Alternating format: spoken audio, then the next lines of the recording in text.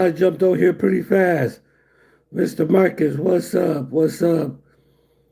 Peace and blessings. Peace and blessings to everybody.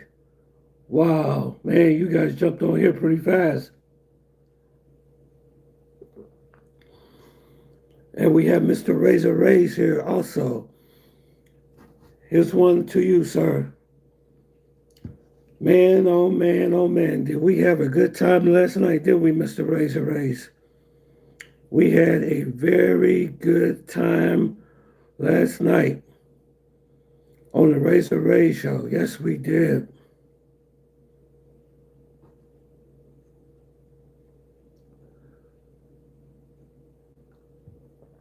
I'm just waiting on more people to come into the live.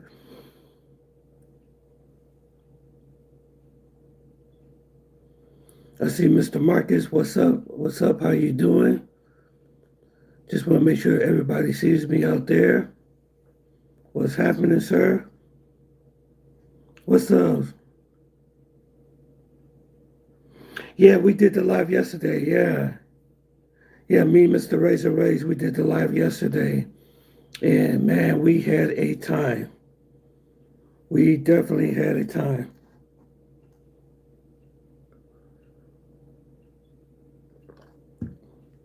What's up, Joseph? What's up, man? How you doing, man? Yeah, Mr. Razor, I was on the Mr. Razor Ray show yesterday, and man, we had a time. We talked about a whole lot of stuff, a lot of interesting stuff. We talked about a whole lot of interesting stuff, and that was great, man. I don't know if everybody believed what I said on the live or not, but hey, one thing about this channel, one thing I talk about is the truth. Know the truth, and the truth should set you free.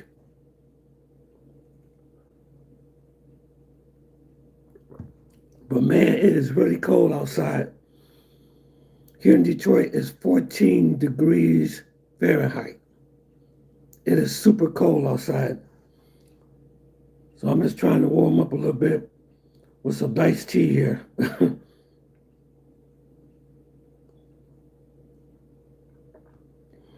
Yeah, a couple of things I just want to talk about before we get into the main subject is that I did tell him about my experience, about what happened at the airport, about them racially profiling people. And some people disagreed, some people did, you know what I'm saying? But I know what happened to me there. But me personally, I really believe that Colombia is profiling black men to a degree. I'm not saying they're doing this to everybody, but they are doing this. They are profiling black men in Colombia, because not only that, I showed you guys a video about a few months ago about there was some black men that was in Parque Jarris, and the police just came and walked up to them and started frisking them, and they only did the black men that way. They didn't do nobody else that way. I showed you guys that video. And then I've been hearing other stories about people systematically being, the police stopping them and frisking them down and searching them. So I've been hearing a lot about these type of situations happening.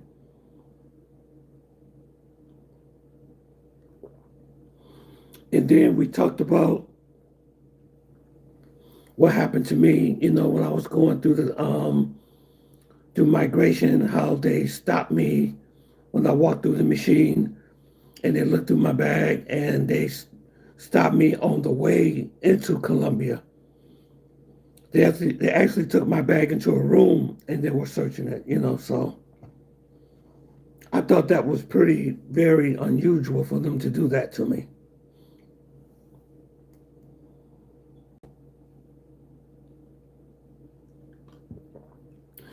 You said DC boy Rob made a video in Cartagena tours was deported due to stalking. You say DC-born Rob in Cartagena tourist was deported due to stalking. I never seen that video, Marcus. I never seen that video of somebody actually being deported because of stalking. I never seen that video. Wow, that's very unusual.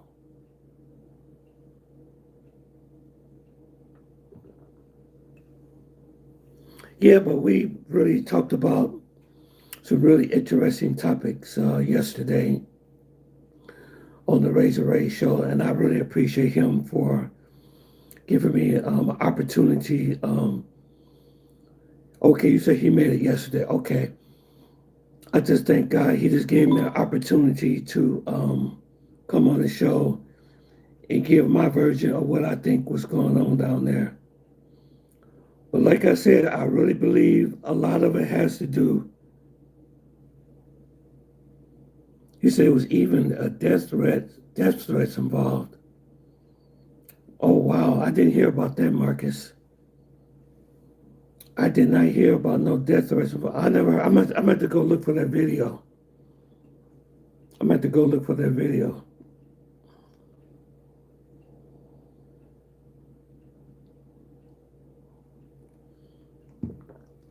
So far, we got 5 people in the live. I hope more people come in. I have some very important information to talk about tonight. And one of the subjects is there was a foreigner in the Philippines that was scammed out of $1.5 million. That's very interesting. So we're going to talk about the fleecing of American men. They go abroad and they meet the wrong girls and they get taken advantage of. You said, I didn't think that you would be back on the Razor Ray channel because of the trolls and disrespect. But he did a good job handling the trolls yesterday, though. Yeah, he did a very good job handling the trolls and everything. And I just had to come on the channel and just give my opinion about what I think that's going on there in Colombia, because this is something that's been going around. People have been talking about, so I just want to give my honest opinion on what's causing them to turn people away and why they're doing this, He said, I didn't think he'd be a country. Yeah, but he did a good job with the trolls yesterday, so,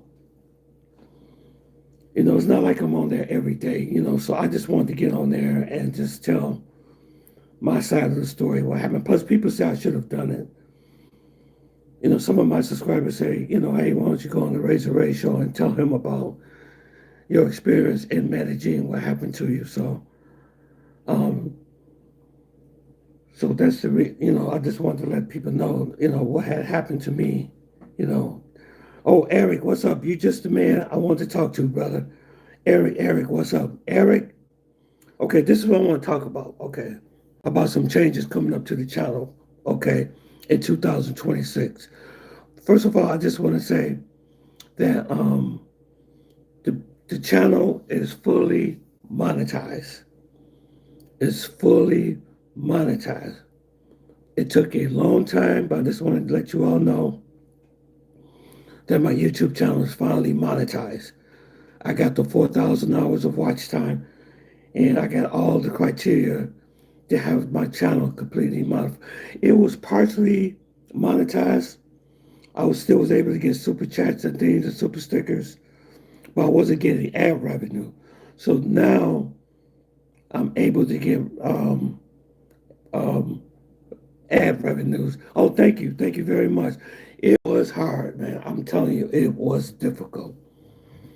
Getting monetized on YouTube is not easy. It took 2 years, and yeah, I have ads now on my videos.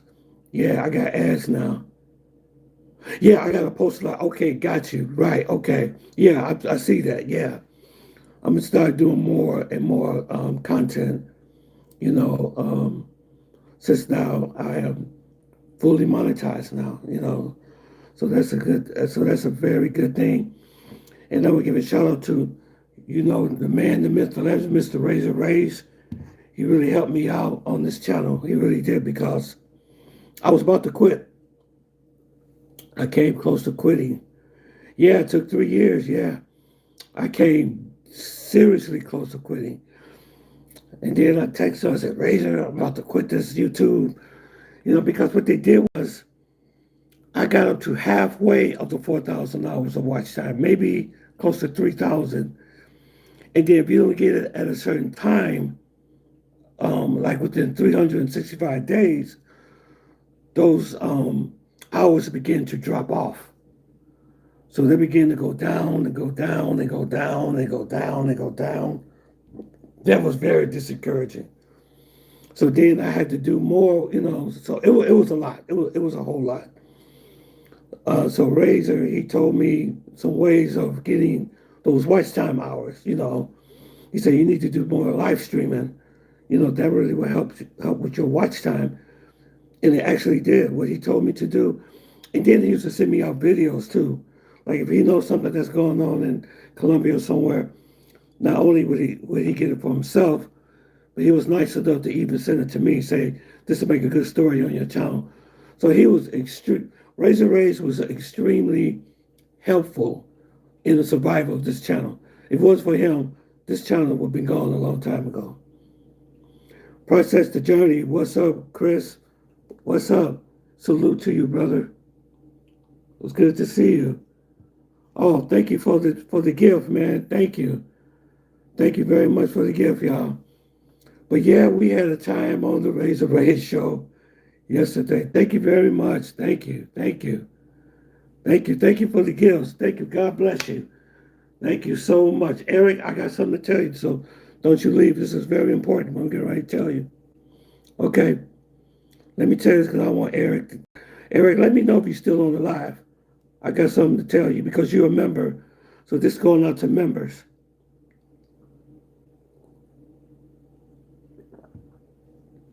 This is going out to members. Okay, good, good. You still there? Okay. What I'm getting ready to do in 2026, I got 2 people so far who's a member of this channel. I got 2 people so far that's a member of this channel. What I'm getting ready to do for members only, some of y'all been saying y'all want me to do financial gaining wealth. What we're going to do on this channel, we're going to start achieving wealth. Okay, wealth building. That's what we're going to do.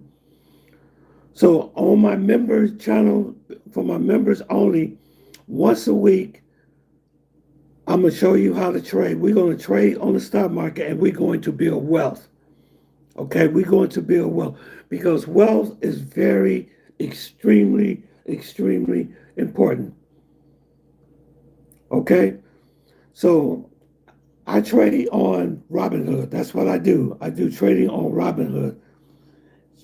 Jonas, hi, how you doing? Love to you too. Love to you too. Okay, so what we're going to do, I'm going to give you geoeconomics, and I'm going to tell you what stocks I purchased. Matter of fact, we're going to look at my whole entire portfolio.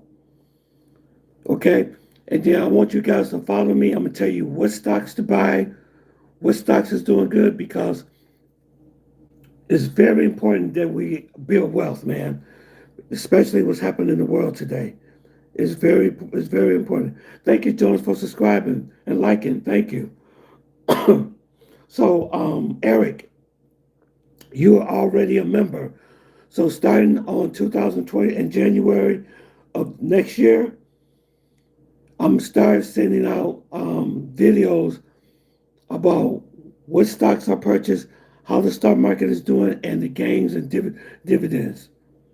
Okay, how much money we made, and I'm going to share everything on building wealth. And then what we're going to do, what's so cool, is that at the end of the year, we're going to share what gains that we have made on the stock market. Now, like I said, I trade on Robinhood. Robinhood is a very, very good trading platform to trade stocks on. That's what I use. They're very good, very good, very good platform. Let's see here. I trade today and made, wow, $127. Very good. Build a bear looking decent overall. I lost much money, but won't give up. Yeah, the stocks that I'm talking about because by me having knowledge of geoeconomics and geopolitics, I know what type of stocks to buy. The ones that's going to be very lucrative for you. Okay. And like I said, I'm not a financial advisor. I'm not an economist, but I'm going to give you show you of ways of building wealth because wealth is very, very important. Yep. So that's what we're going to do. And I got two people so far in my membership. I got Eric and I got JD. I don't know if he's on here or not, but all you have to do is join my channel for only $2 a month. For $2 a month now, I'm able to create members. For $2 a month, you're gonna be getting a lot. I don't think that's bad at all. That's less than a bag of chips. That's less than a bag of chips. And then not only that, I'm gonna start a group on Instagram. So if you have any questions about what's going on today, if there was a big loss today, why the stock market dipped today, is buying gold, is that the thing you should do, or precious metal, whatever it is, you have access to me 24/7. You have access to me 24/7. Okay, if something goes on that I think you all should know, I'm gonna send you something on Instagram. I'm gonna send you a message on Instagram saying this is a hot stock, buy this stock. If I think it's something, if it's time to jump out or something like that, then I will let you know that. But you're gonna be getting real time information once a week. It's gonna be on Friday. Then I'm gonna put the information out every Friday, once a week. I'm gonna put out information about the stock market, what to buy. You know what I'm saying? What stock is doing good. But one thing I can tell you right now,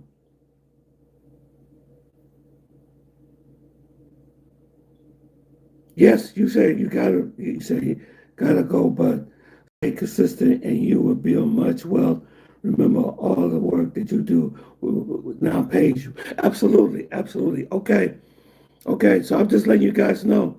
If you do, this is for memberships only because you'll be getting a lot. I'm telling you, you are going to get a lot. I'm gonna tell you what I traded, what I sell, but I do use Robinhood. You know what I'm saying? I highly recommend you join Robinhood. Tell them I sent you. You know what I'm saying? That's all you have to do. Or you can use E-Trade, whatever it is that you trade with. You know what I'm saying? And I can tell you what to do on there too. If you use E-Trade or whatever type of stock platform that you use. But I use Robinhood, okay?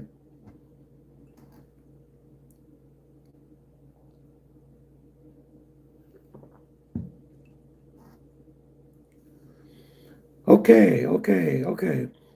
So that's something else I want to tell you before we get really into the subject about the fleecing of foreigners. Something that we talked about on the live yesterday, something I need to clear up, okay? I was telling them about why this could be a reason that they keep, you know, not letting us enter, Colombia is not allowing us to enter into their country. They're stopping us right there at migration. And one thing I mentioned about on the live is that the reason why I think they're not allowing entry to some people is about the disrespectful content that's being put out there. I've talked about this multiple times. I said that bad content is going to make us have such a bad reputation until it's going to affect us visiting other countries, foreign countries. And I've been saying this.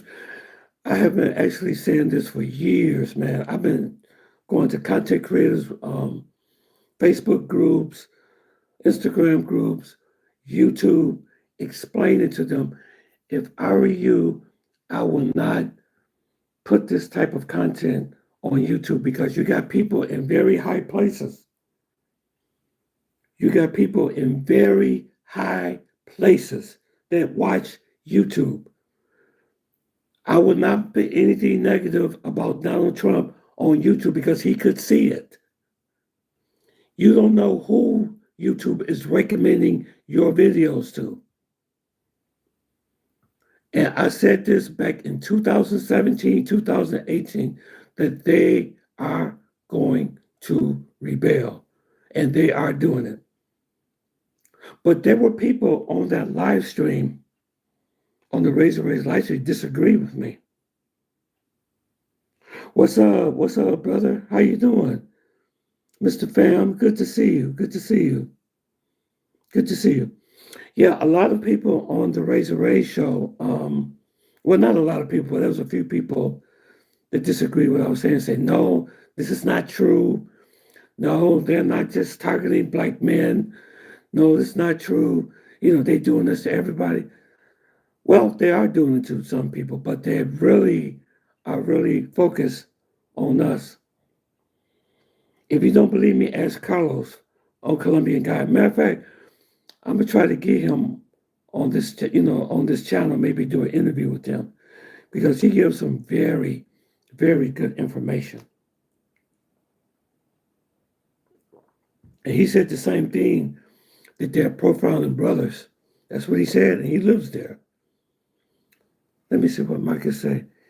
Here's the other thing. Men get embarrassed when women say things about their sex life, especially on the podcast, on social media. So why is it okay for you to expose yourself? Right. Right. They're exposing themselves. And I'm still seeing people posting bad content on YouTube. I'm not going to mention any names. Sometimes I see people with these thumbnails with girls with their butt cheeks hanging out, and that's what gets us in trouble. Hey, what's up, Arizona? What's up, man? I haven't seen you in a while.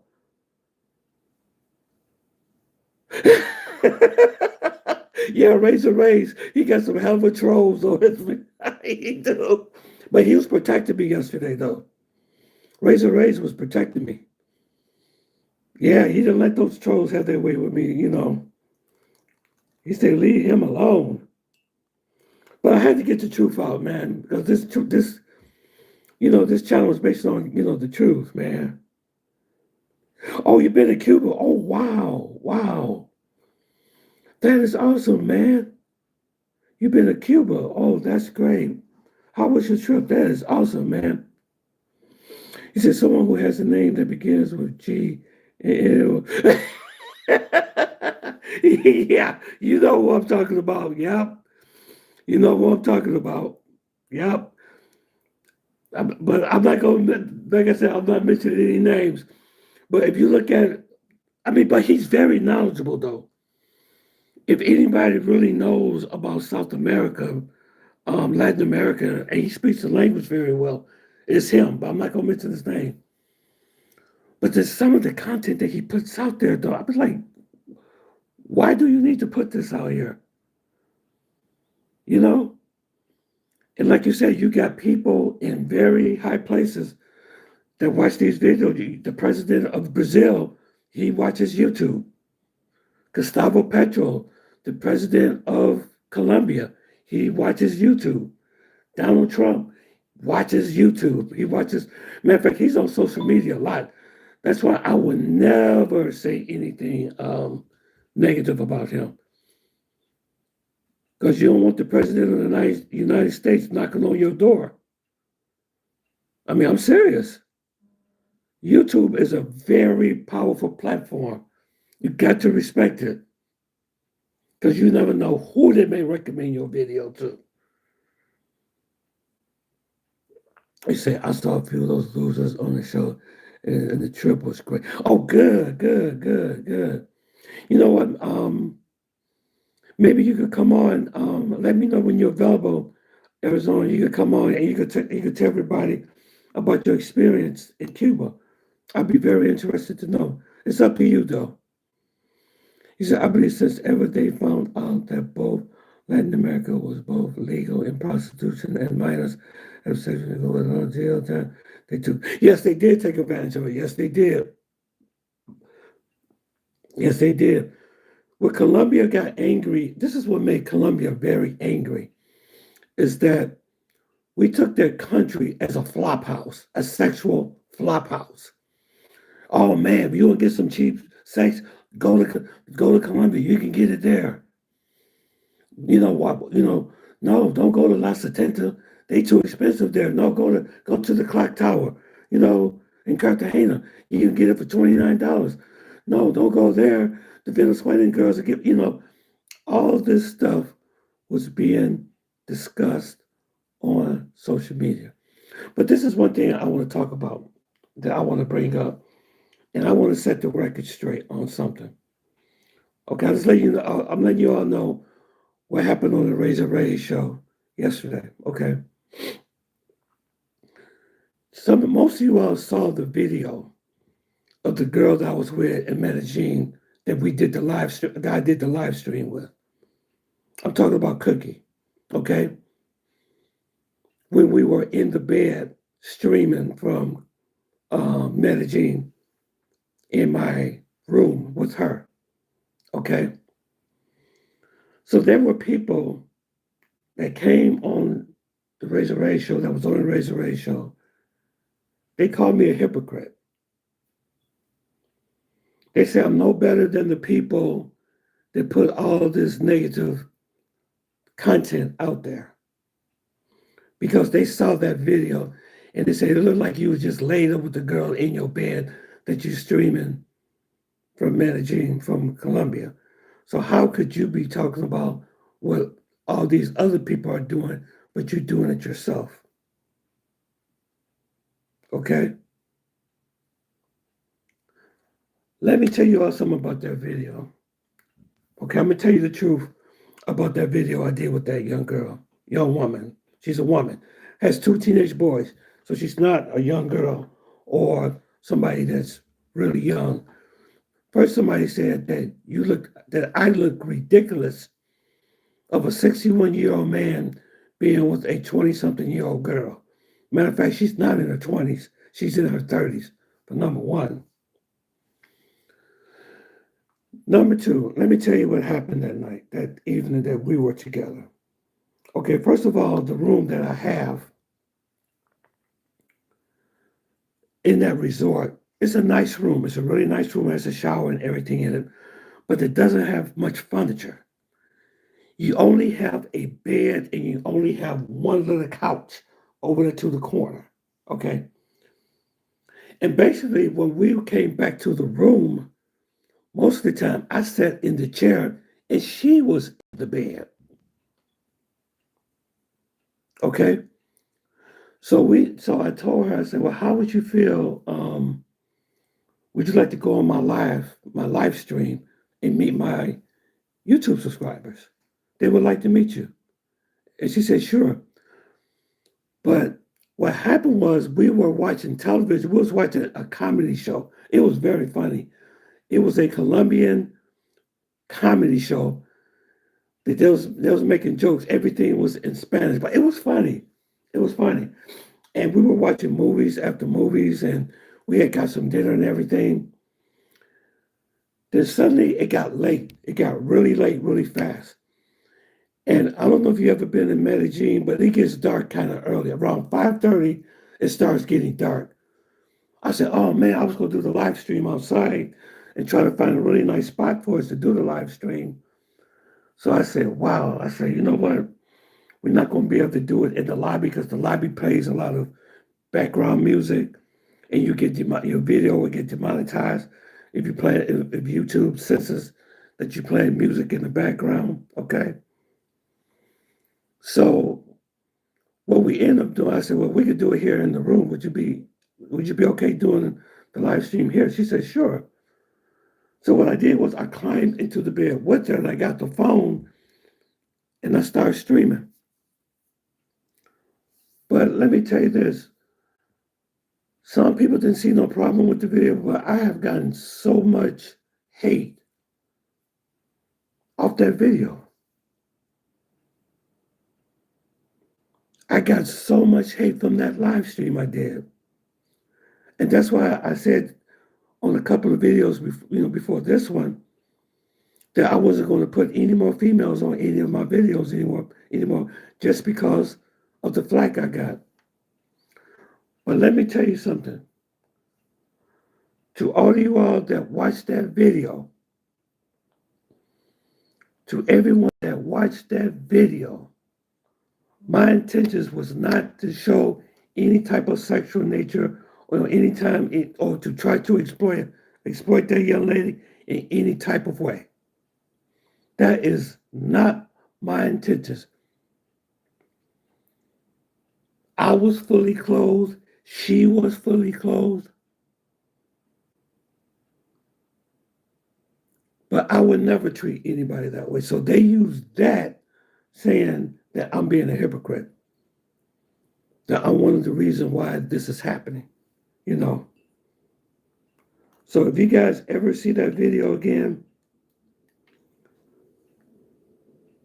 my intentions was not to exploit her or show anything about a sexual nature that we were in the bed streaming the video. So I just wanted to get that out. But I won't be doing that no more, I promise. I promise I won't be doing that anymore. I will not be doing no stuff like that, dealing with sex or anything or I never talk about that anyway in none of my videos. If you watch my videos are very respectful. All the females that you guys seen on my YouTube shorts has always been respectful.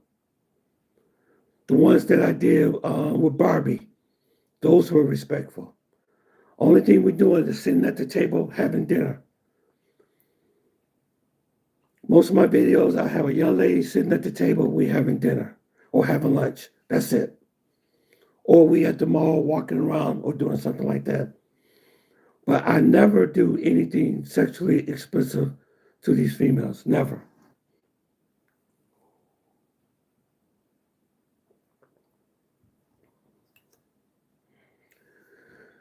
Okay, all right. So I just wanted to get that out the way. So I got something for you guys tonight. It's called The Fleecing of American Men.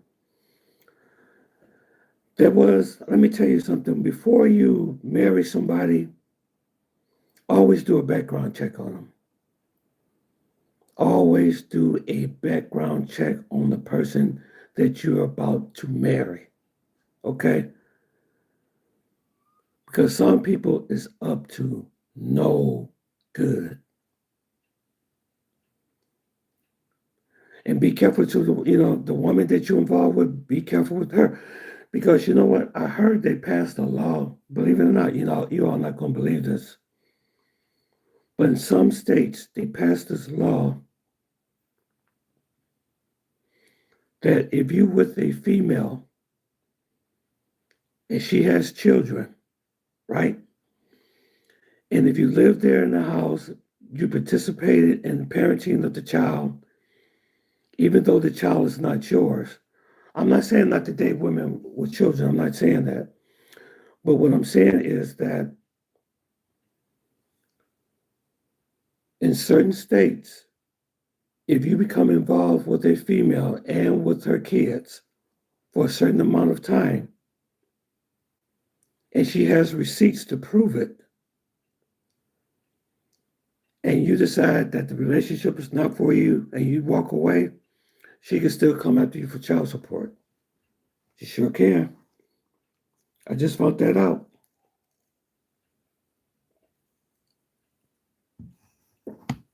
So be very careful. Always do your research before you tie yourself up with somebody.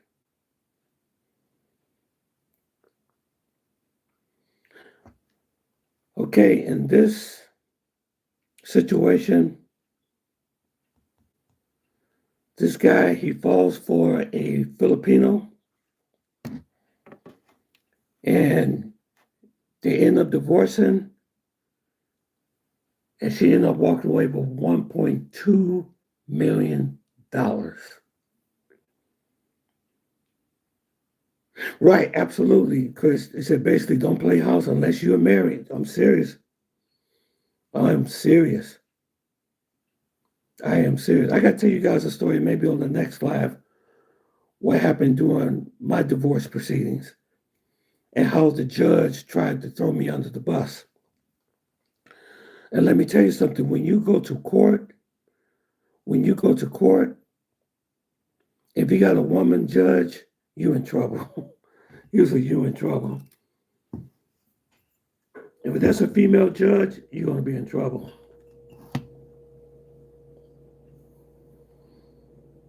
All right, here we go.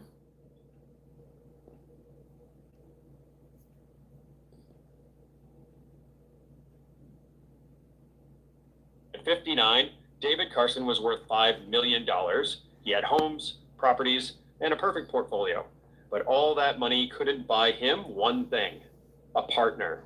So he went online and met Isabella. 8 months later, that love cost him $1.2 million and everything he thought he knew about trust. This is the terrifying true story of the financial trap David walked into. David had everything most men dream of, except someone to share it with. His life looked perfect on paper: 3 rental properties, a lakefront home with white oak floors, and an investment portfolio worth... Yeah, you're absolutely right. 28. Them Asian women have really good game. They sure do. They sure do. A little over $5 million. He had built it all from the ground up, starting in his late 20s as a modest real estate agent in Cleveland, Ohio, driving a secondhand Ford and knocking on doors to find clients. Over the years, his grit and discipline turned small commissions into an empire of quiet success, but money can't fill silence. And for David, silence had become the loudest thing in his life. He would come home to his large, echoing lake house, drop his keys on the granite counter, and hear only the hum of the refrigerator. No laughter, no footsteps, just the sound of time passing. He wasn't bitter, not yet, but he often wondered how his life became so empty. He had a few serious relationships in his 40s, but each one fell apart. Usually, you're absolutely right, Marcus. That's why you have to research the person that you're dating or the person that you're going to hook up with, because like I said, you can end up paying child support for children that's not even yours. Not even yours. because he was too busy, too practical, too focused on work. He told himself he was building for the future, but now the future had arrived, and it was lonely. As he approached 60, retirement began to look less like freedom and more like a sentence of solitude. His friends were hosting family dinners and attending their grandkids' school plays. David, on the other hand, spent his evenings and weekends trying to buy a few hours of connection. He occasionally invited women over, acquaintances from his social circle, or sometimes a lady he'd met at a high-end pub. He was a rich man who commanded attention, and his invitations were rarely declined. But the mornings were always the same.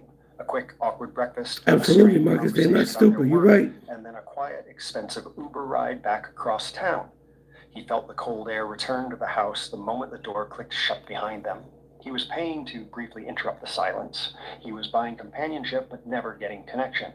Every encounter only deepened his sense of isolation, serving as a reminder that what he was truly looking for, genuine, uncomplicated warmth, couldn't be listed on a balance sheet. He would eat microwave dinners and pour himself a glass of whiskey, convincing himself he was content, but deep down he wasn't. One lonely evening, while browsing the internet after dinner, he stumbled upon an ad for an international dating site. At first, he laughed.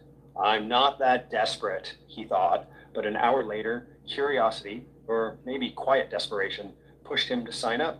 He wasn't searching for someone glamorous, just someone kind, maybe younger, maybe foreign, someone who still believed in loyalty and love. That's when he met Isabella, a 28-year-old from Cebu, Philippines. Her profile photo stopped him cold. Soft brown eyes, a shy smile, and a caption that read, "Looking for someone real." He sent a polite message, not expecting a reply, but she answered within minutes.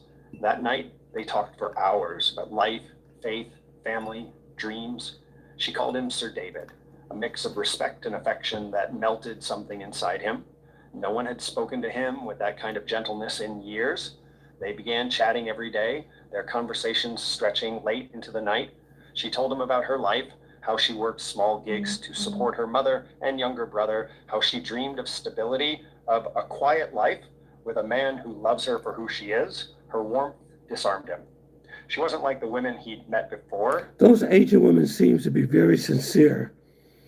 They seem when they come at you with that game, it's like they want somebody sincere. They want somebody they can give them a life. They want somebody they come at you with that flattery, that I call it.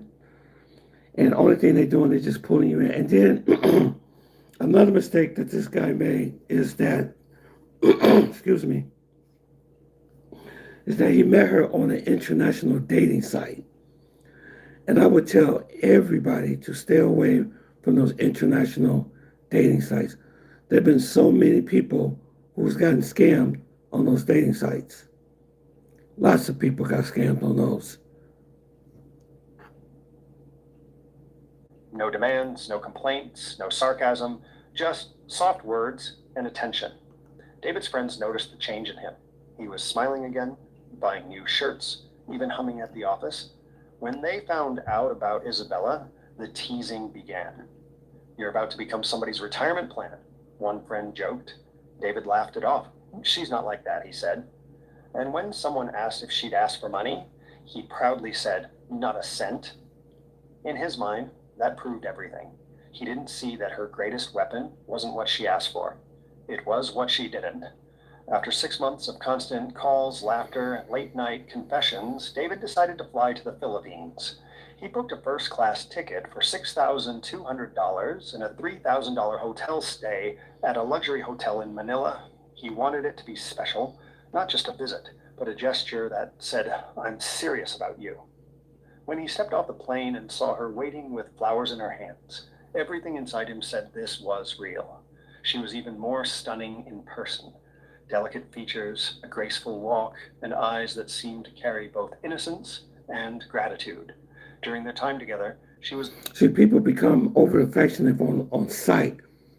But what he should have did was, before he even met the girl, he should have did a background check because, for number one, he was a pretty wealthy guy that had money, and that could be very dangerous when you go into a foreign country and they know that you got money. It could set you up to be kidnapped or, for a robbery or anything. Let me see. On one word proves it puts your money where your mouth is. Yeah, but he doesn't know. He's so excuse me. He is so infatuated with her looks until he's forgetting about all the other things that he should be concerned about. That for number one, he doesn't even know who she is. He has no idea who she is. Attentive and affectionate. She laughed at his jokes, held his hand in public, and listened when he spoke. For the first time in years, David felt alive. He took her to seaside cafes, they walked on the beach at sunset, and she told him stories about her childhood, the kind that made him picture her as a little girl chasing waves with bare feet. It was there, at a small cafe overlooking the sea, that he proposed. No fancy speech, just trembling hands, teary eyes, and a quiet, "Will you marry me?" Her reaction, the tears, the smile. He proposed to her and he didn't do no background. He knows. This was the first time that he ever met this woman. Very first time, and he didn't do a background check. Whether she had a criminal past, a criminal record, he knows. One thing I don't understand one thing I don't understand is that these men, they go over to these countries and they know absolutely nothing about the girls and they move so fast. They move so fast. You don't even know who she is. And you asking her to marry you. And you're a millionaire on top of that. The way she said yes, Sir David, while covering her mouth, made him feel 20 years younger. Within 3 months after securing all the paperwork, David and Isabella were legally married in the Philippines. He spent nearly $12,000 on the ceremony, the documents, and her visa process. Wow. He didn't care about the money. Mm-hmm. He told his friends, "I've worked all my life. I can finally spend it on someone who matters." His closest friend, Jeff, tried to caution him. "Just make sure you know who you're marrying, Dave. Loneliness makes smart men blind." David's. See, we're talking about that loneliness again. Loneliness again. Loneliness again. There are so many lonely men out there. There's nothing wrong with being lonely, but you got to think rationally. But this is going to cost him $1.5 million. And this is based on a true story. It cost him one. If she could have, she would have taken everything that he had if she could have done that. You're right, Marcus, that you haven't known this girl for much time and she's already proposed. Yep, already proposed to her and he married her. The first time in the Philippines. He hasn't even been there for 6 months or anything.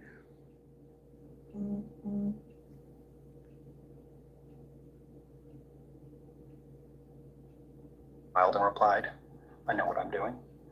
But deep down he didn't, because loneliness doesn't make you stupid. It just makes you hope. When Isabella arrived in the United States months later, David waited at the airport with flowers and a heart that felt 20 again. He decorated his home with lilies, her favorite, filled the fridge with Filipino food, and whispered to her as they walked inside, "This is your home." And another mistake, he brought her back to the U.S. I highly don't recommend you bringing your wife back to the U.S. I highly recommend keeping her in the country where she lives. Now, she kissed his cheek and smiled. He didn't see the faint hesitation in her eyes. That night, as she unpacked in the guest room, she turned into her space. David poured himself a drink and whispered to himself, "This time, I got it right." He had no idea he was walking straight into a legal trap, one that would soon cost him far more than love ever could. Wow. By the time Isabella finally stepped foot in Cleveland, David had spent over $6,200 just on her travel and processing. He met her at the airport with a small bouquet of white lilies, her favorite, according to one of their endless late-night chats. She looked radiant, far more striking in person than on the screen. Her laughter was light, practiced almost, but to David it sounded like music after years of silence. He felt younger just standing beside her. Within 2 weeks, she'd settled into his suburban home, a 2-story house with a warm fireplace sitting on half an acre in a quiet neighborhood. David had bought it 3 years earlier after selling part of his IT consultancy firm. The place had always felt too big for one person. Now, with Isabella around, it felt alive again.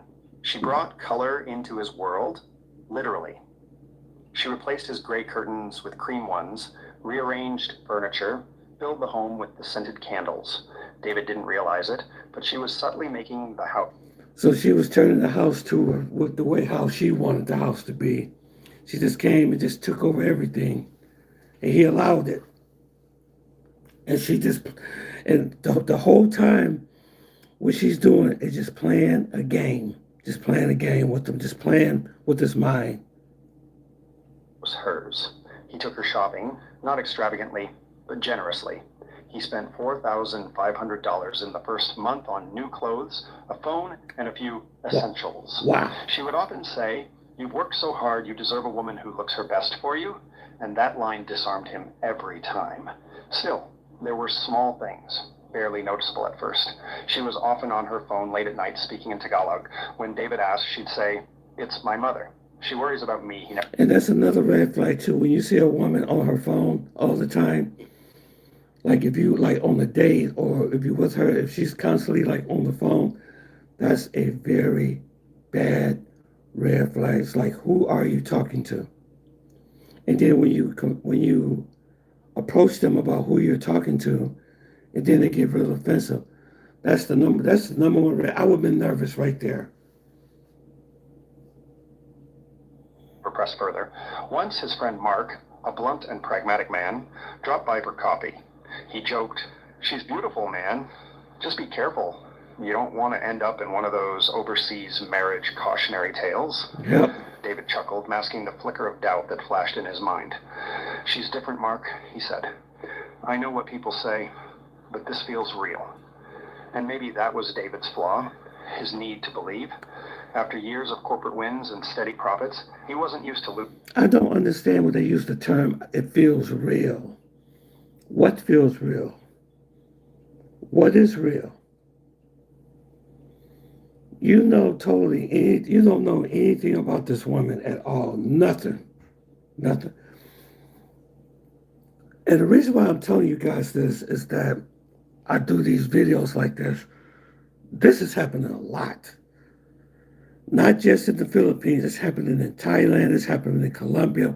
You got men my age, especially the older men, are the men that fall for this and usually get scammed. Because usually scammers always go for the older people between the age of, they say between the age of 50 to 70, maybe even 80. They fall victim to these romance scams. And you still have guys, even younger guys, are paying these, sending money down to the Dominican Republic and Colombia and all these countries and paying their rent. But little do you know that you're paying rent for her and her boyfriend or her significant other. That's probably who she's talking to on the phone, matter of fact. Especially not in matters of the heart. 3 months later, they married in a small ceremony at St. Mary's Cathedral, downtown Cleveland. David wore a classic navy suit. Isabella glowed in white satin. Her friends from the Filipino community were there. 3 women he'd never met until that day.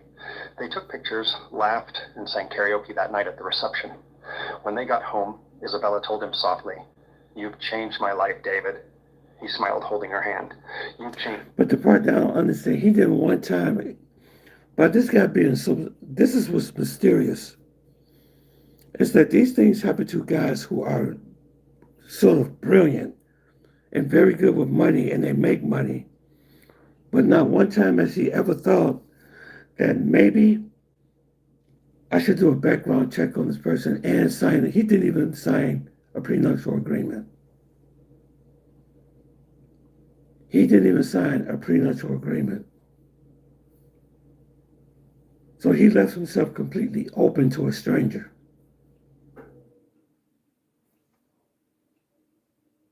Mine, too. It was true. She had changed his life. He just didn't know how completely yet. Within a year, she'd convinced him to co-sign for a 2021 Mercedes-Benz C-Class. A gift for us, she'd said. The car cost $29,800, paid in installments that David barely noticed coming out of his account. Every month, she sent $800 back home to her family. He never questioned it. He told himself it was her way of giving back, of staying connected to her. And oh my God.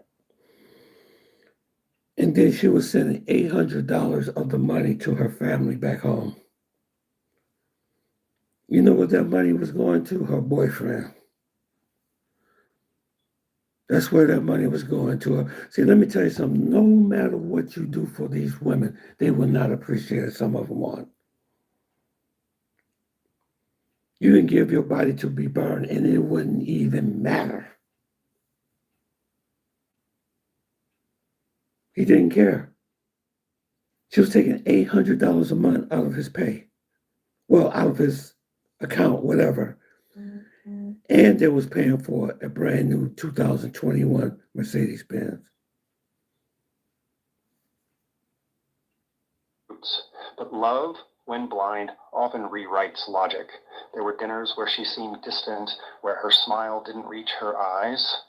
Sometimes she'd cancel date nights last minute, saying she felt tired or had errands. You hear that? David would eat alone at the kitchen counter, scrolling. Now, after all that he's done for her, now she's starting to change now. That's another red flag.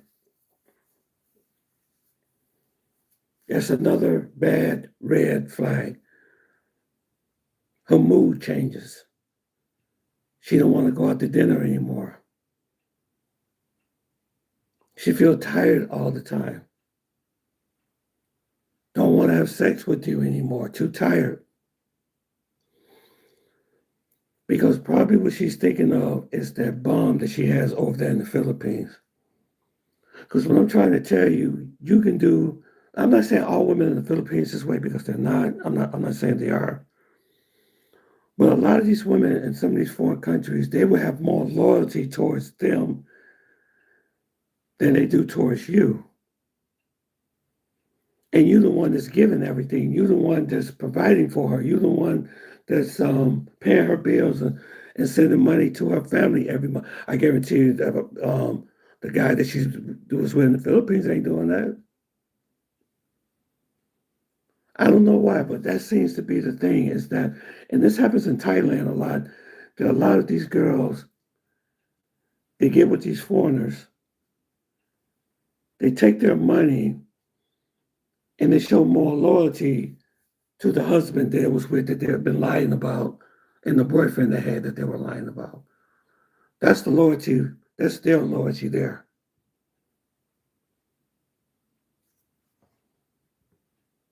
Through photos of their early days, wondering if this was what love looked like, comfort without closeness. Yet, every time he doubted, she'd find a way to reassure him, a gentle hug, a whispered, "I love you." And suddenly, his worries dissolved. He thought marriage was about trust, she thought marriage was about timing, and in her quiet calculation, that time was running out. The first cracks appeared quietly, not with shouting, not with slammed doors, but with silence. It began 6 months after their first anniversary.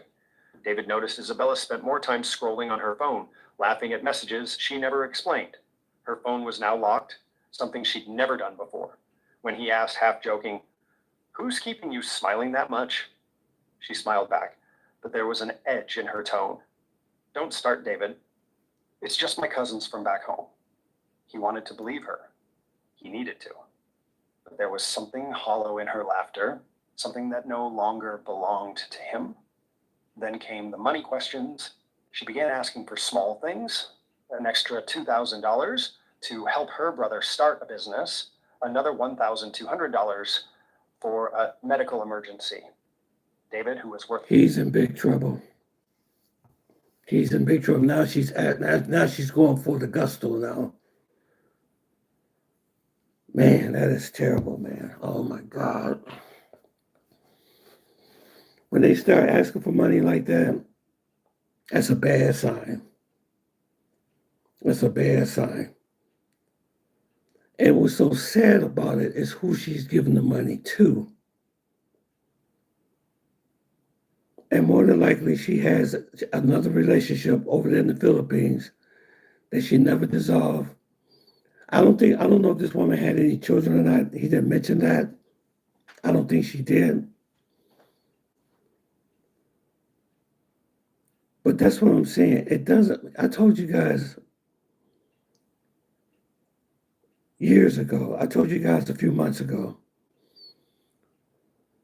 no matter how much money you send these girls down there, it's not going to make no difference. Especially if you don't live down there.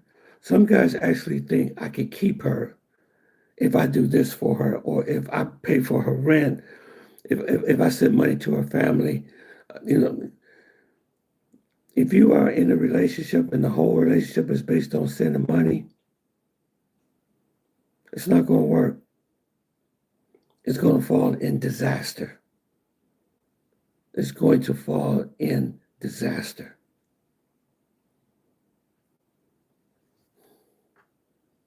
Over $5 million, thought nothing of it at first. What was a few $1,000s compared to the love of his life? But the truth was, she had stopped calling him love. She now called him David, like a colleague.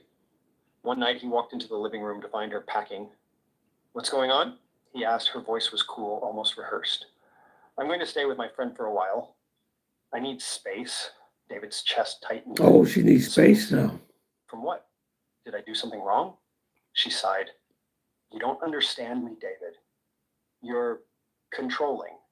You don't let me breathe. The irony cut deep. David had given her freedom, luxury, and a home, yet here she was, painting him as a cage. Mm-hmm. When she left that night, taking 2 suitcases, David stood in the doorway, watching her Uber's red taillights fade into the dark.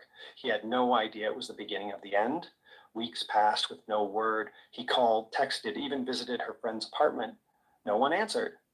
Until one afternoon, a thick envelope arrived, stamped Cuyahoga County Family Court. Notice of dissolution of marriage, petition for divorce and equitable distribution of marital property. You hear that? Now she wants a divorce over nothing. It was all a game in the first place. It was all nothing but a game in the first place. Just out of the blue, she wants a divorce. And guess what? He doesn't even have a prenuptial agreement.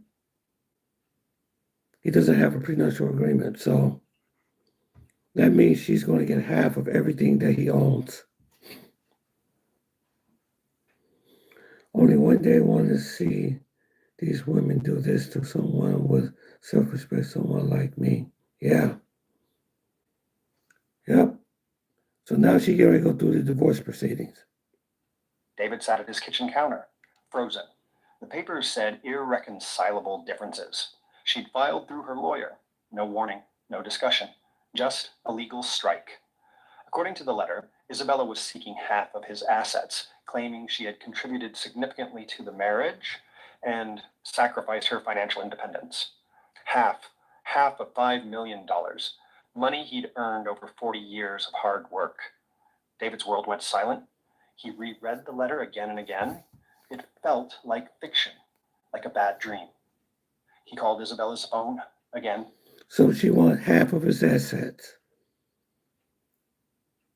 And he didn't even have a prenuptial agreement. She wanted half of his assets to a woman that he barely even knows.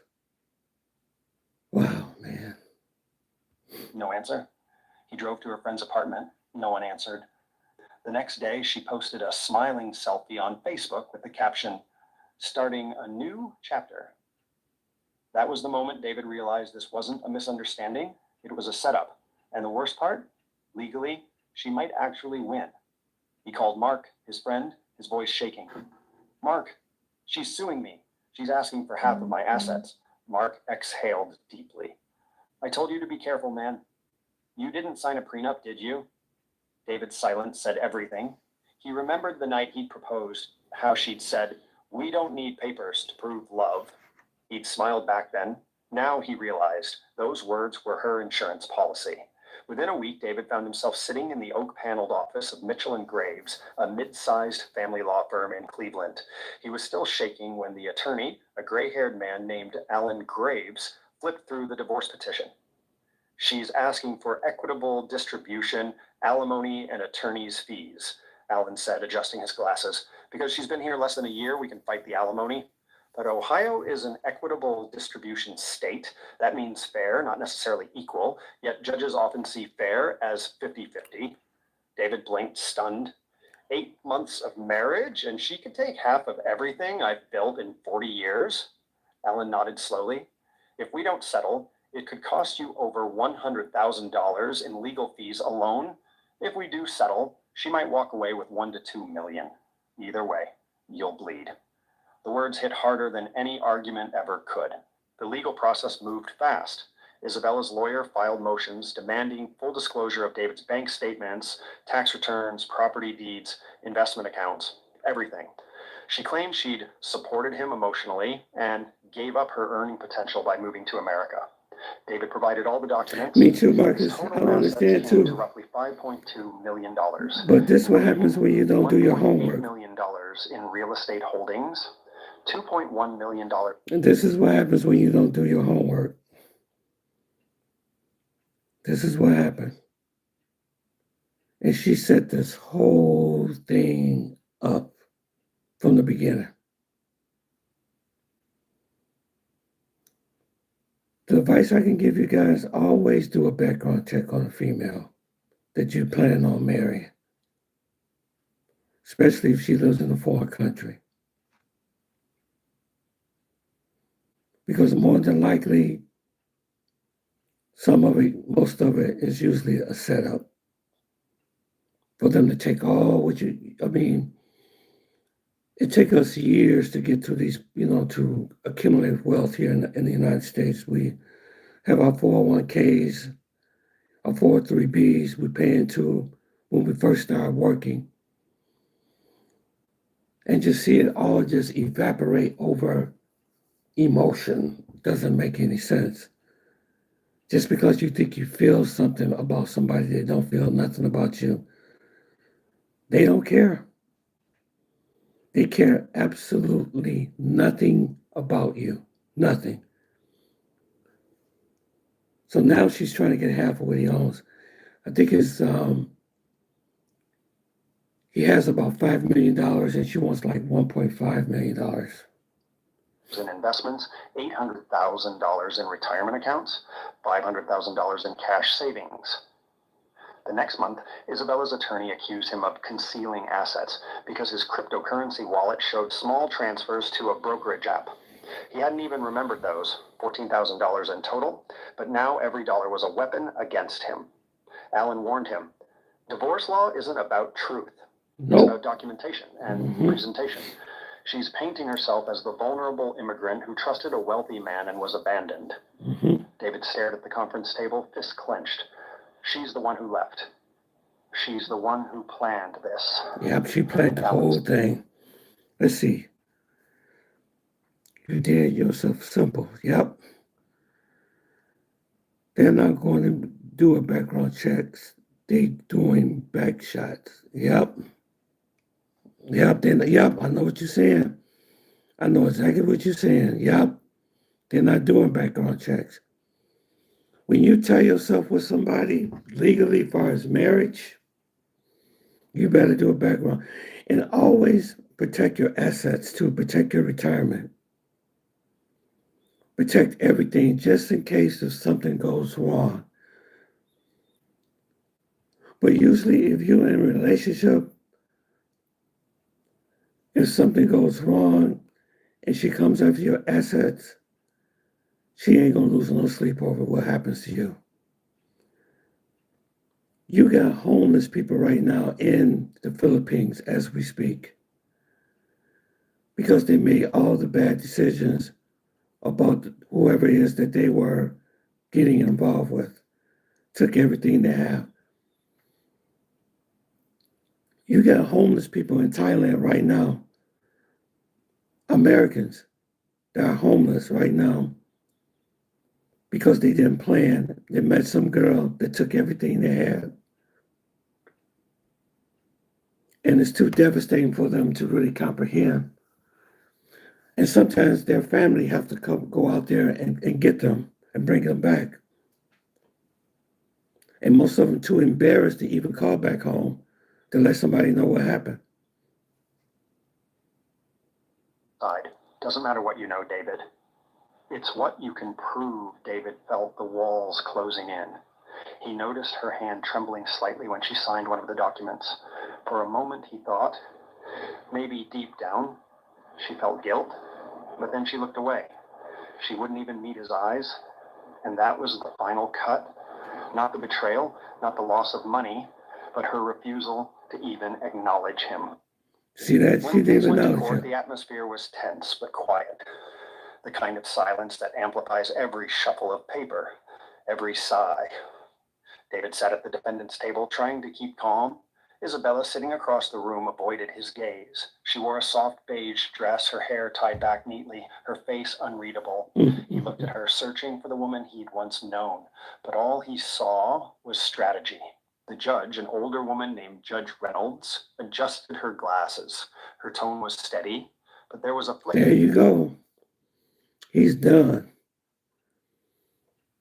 You got a woman judge going to decide their divorce, and believe it or not, she's going to favor the woman over you. He's finished. All because he didn't do a simple background check and protect his assets. And he went off of emotion. And she wouldn't even look his way when they were signing the papers. She wouldn't even look at him, couldn't even look at him in the eye.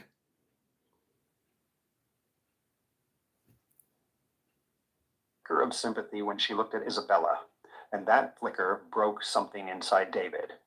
Isabella testified through tears about loneliness, cultural isolation, and emotional neglect. Her attorney argued, "My client gave up her entire life to move here. Oh, She was boy. promised partnership, security, and support. Mm. Instead, she was controlled financially and emotionally." David wanted to shout, but Alan squeezed his arm. "Let it go," he whispered. Anger looks bad on the record. He wanted to scream to explain that he wasn't the villain she painted him to be, that he had only loved, provided, and believed. But in court, love has no currency. Nope. Only paperwork does. When it was David's turn, he tried to explain how he bought her the car, opened accounts in her name, paid for her visa, supported her every step. But each gesture of generosity was twisted into control or financial dominance. By the end of the hearing, David could see where this was headed. The judge urged both parties to reach an amicable settlement to avoid unnecessary costs. Translation: pay her and move on. After weeks of negotiation, Just Isabella like agreed that. to settle. Her demands: $1.2 million lump sum payment, retention of the Mercedes-Benz, an additional $25,000 for relocation and emotional distress. Alan ran the numbers. "If you fight, you'll spend nearly that much on trial prep. Take the deal, protect what's left." David felt hollow signing the papers. One signature, and nearly a quarter of his life savings vanished. When the settlement was finalized... You hear that? All his life savings vanished just like that. $1.5 million plus $25,000 relocation fee for her to go back home. Isabella's attorney smiled politely, shook his hand, and said, "No hard feelings. Just business." Mm-hmm. As they exited the courtroom, Isabella walked past him without a word. No glance, no goodbye. Just the faint scent of her perfume lingering like a ghost of a life he used to have. His house now felt completely empty. The walls echoed differently, colder, quieter. David stood in the living room that used to smell like vanilla candles and coffee, now stripped of everything that once felt alive. The curtains she had chosen were gone. Even the mirror near the staircase, the one where she used to check her hair before stepping out, was taken. He'd lost a quarter of his assets, and more painfully, the peace of mind that once came with trust. Wow. From being worth over $5 million, he was now just a man worth roughly $3.5 million after the court settlement. To most, that was still wealth, but to David, who had built his fortune through discipline and calculation, it felt like losing a limb. He wasn't ruined, but he was wrecked. 2 months later, he saw her on social media again. She'd moved to Los Angeles, smiling in front of a new condo captioned, "Fresh start. Dreams do come true." The car he'd bought was parked right behind her. Wow. This was planned. She moved to Los Angeles, took the Mercedes, bought her a place to live. Wow, man.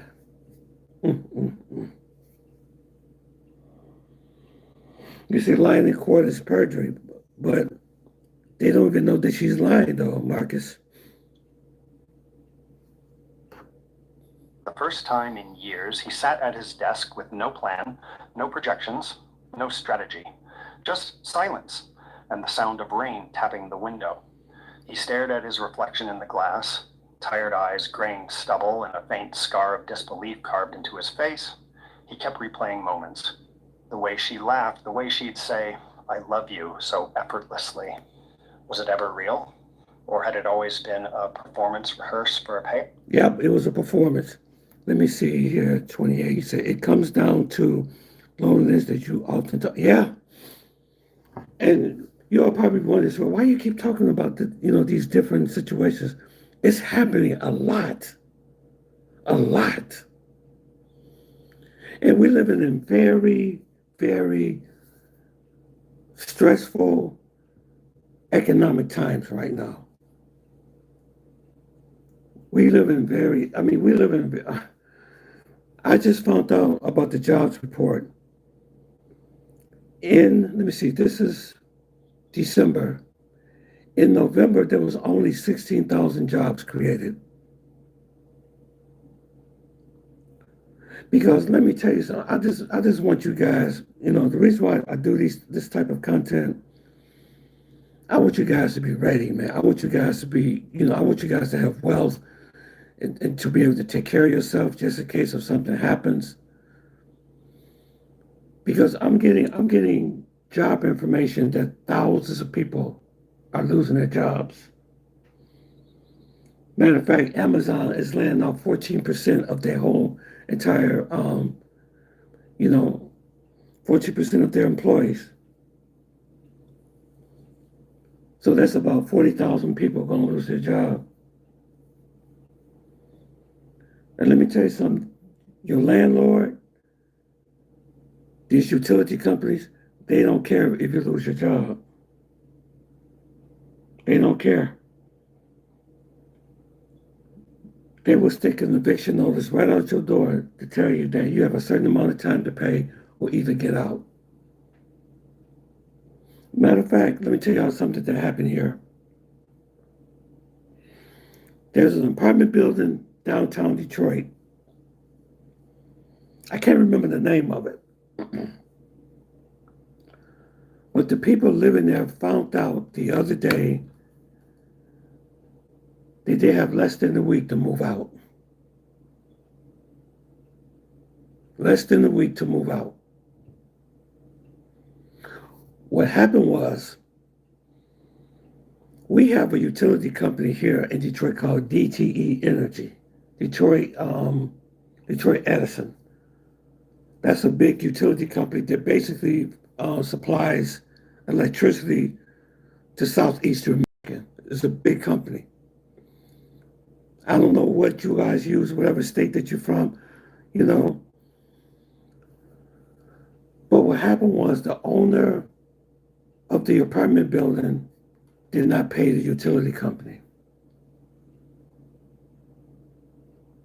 He defaulted.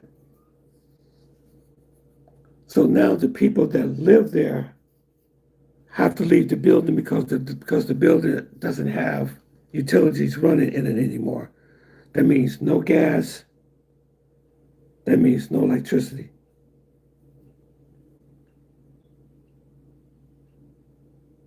They don't care. They put you on the street. So I'm just trying to tell you guys to please protect your wealth, protect your assets, because you never know what may happen on a rainy day. You never know. Out. Sometimes in the middle of the night, he'd reach for his phone, almost texting her name, before stopping himself. He'd heard from a Filipino acquaintance that she'd been spotted vacationing with another man, rumored to be her boyfriend, even before she left him. The word That's the same boyfriend that she was talking to on the phone. See there? They found out that she had a boyfriend. I told you this woman had a boyfriend. And he is living off of your money.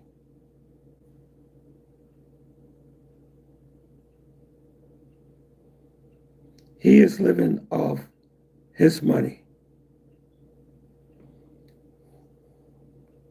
stung, but strangely, they also gave him closure. It meant the story had always been bigger than him. He was just a chapter in someone else's plan. He didn't hate her. He hated the system that allowed love to become litigation. When the final court documents Go arrived, Lions, yeah. David didn't open them right away. They sat on his kitchen counter. Yeah, the Lions, well, they lost to Green Bay, so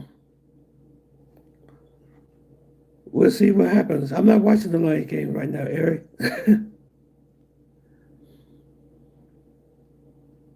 I'm not even watching the Lions game right now. What is the score, Eric? What is the Lions score?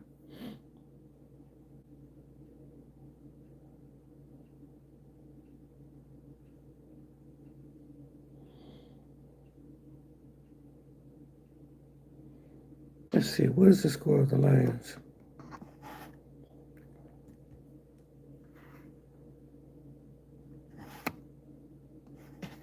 Let's see what we got.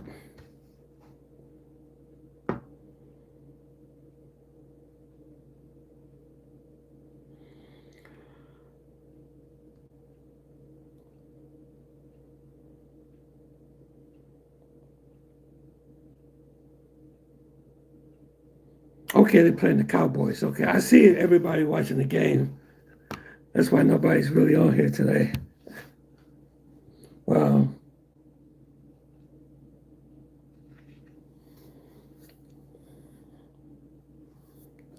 yeah, the World Cup is tomorrow. You know, one thing about doing lives, it's really hard to do these lives because you're competing with either the NBA or the NFL or college football or whatever. Because most of you guys are really into sports in here. Yeah, 10-6. Yeah, I see the score. Hey, Eric, is it playing on Fox? Is it on Fox? I may can be able to get Fox here. I don't have no way of watching games anymore because I don't pay for what they want you to pay.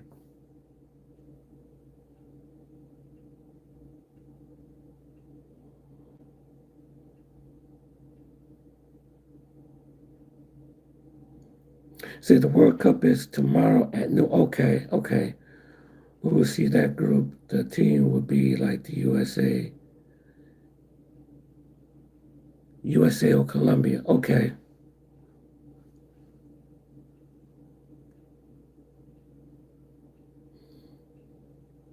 All right, guys.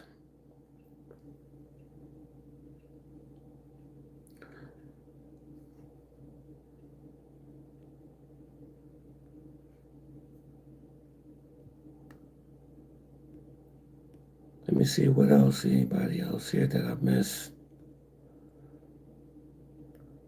I want to thank you guys for coming on tonight. Appreciate it. Yeah, I try to tell you guys, man. I try to tell you guys. Just be careful because this thing is really happen. I mean, it happens on different levels.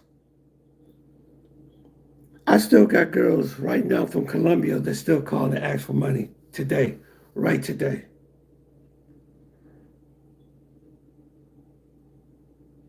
Okay, you say the NFL app is $15 monthly. That's not bad. And can you watch, Eric? Can you watch the whole entire games on that app too? Even playoff games? Because when I was following the Lions last year in the playoffs, I had to sign up with like multiple platforms just to be able to follow the playoffs. Like I would get like a 30-day trial with this one, then cancel that one and get another trial with something else. It's like you're just jumping around from different platforms. Like Fox wants you to sign up with them, NBC Peacock wants you to sign up with them. The next thing you know, Amazon Prime wants you to sign up with it. Just got too much, so I just said forget it.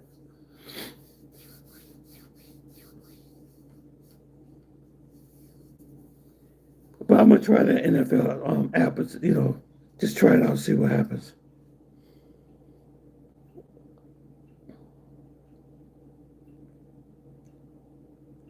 Hey, did you get the news on Colombia? No, what happened, Marcus? What news in Colombia? What happened? There's so much news coming out of Colombia. Okay, cool. Okay, $15 not bad. Matter of fact, I'm getting ready to get rid of Netflix. I've been watching the. Oh man, I was watching Stranger Things on Netflix. This is their last season. I do have Netflix, but they don't really play too many sports.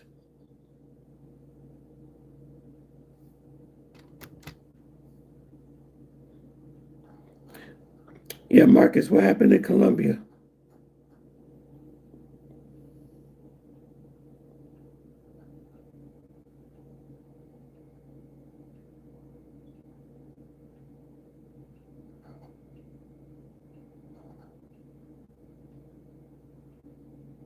Oh no, nothing on Colombia. Nothing. What I just told you about my video that I did with the young lady, and I got a lot of hate on that video. They said that I was being hypocritical, that I'm no different than the ones that put out this really I'm telling people about bad content, but they calling that bad content, which I don't think it is. Because I didn't do anything to exploit that young lady. Nothing. I didn't make her stand up. I didn't do that. I didn't show her body. I didn't do none of that stuff.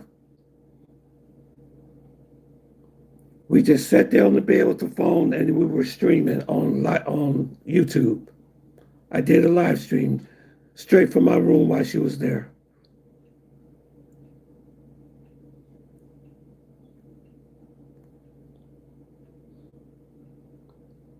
I just hope Venezuela don't get off the chain. That's one thing I'm kind of worried about is Venezuela. If there's war with Venezuela. You see, Jay Bevan had a big concert over the weekend in Medellin. At El Studio, he had 25 plus guests, including 50 Cent. Oh, wow, yeah. And then somebody told me, what's that guy, Bunny? Big Bunny or something? What's that guy name? He's really popular. Matter of fact, he's supposed to be singing, performing at the Super Bowl. He's like Bunny something. Yeah, Bad Bunny. Yeah, yeah. I heard he's supposed to be out there pretty. Man, they crazy about that dude. But guess what? This is crazy. They said if Bad Bunny performs in the Super Bowl, Ice gonna be there waiting for him. They said Ice is gonna be there waiting for him.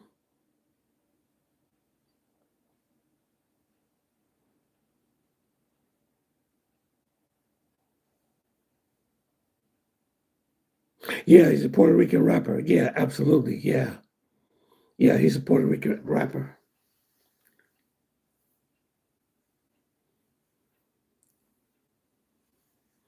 Hey, but I want to thank everybody for the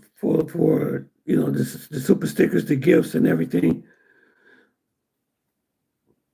I really appreciate it.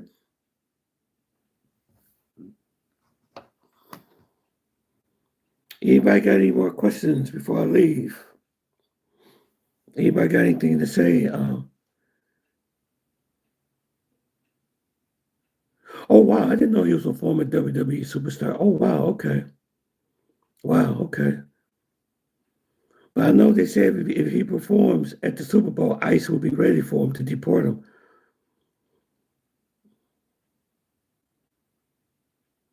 I don't. That's what I heard. I don't know, but I don't think the continental U.S. still treats Puerto Rican as a really member of the U.S. It's a U.S. territory, but I don't know if there's still some rights that they don't give them. I'm not for sure if they're able to live in the continental U.S., like leave Puerto Rico and then come to the continental U.S. and live. I got to do research on that. I'm not for sure about that. You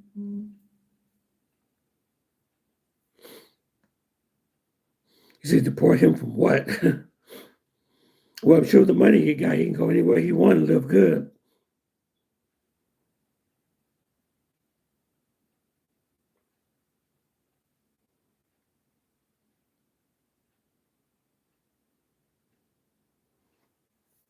Let me see what quarter is this.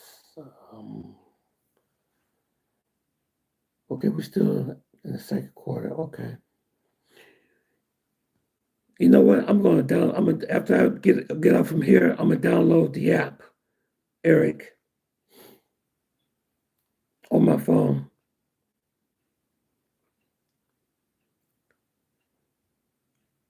So on the NFL app, you can watch any football game for $15 a month. Is that true?